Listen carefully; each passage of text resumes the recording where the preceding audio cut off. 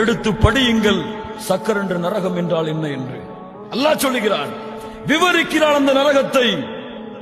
அந்த கொடிய நரகத்திலே பாவிகளே ஏன் இணை வைத்தார்களா? இல்லை. அல்லாஹ்வை தவிர பிறர் மீது நம்பிக்கை வைத்தார்களா? இல்லை. பிறருக்கு நேர்ச்சை செய்தார்களா? இல்லை. லா இலாஹ இல்லல்லாஹ் கூறினார்களா? ஆம் கூறினார்கள். முஹம்மது ரசூலுல்லாஹ் கூறினார்களா? ஆம் கூறினார்கள். யார் அவர்கள்? அப்படி என்றார்,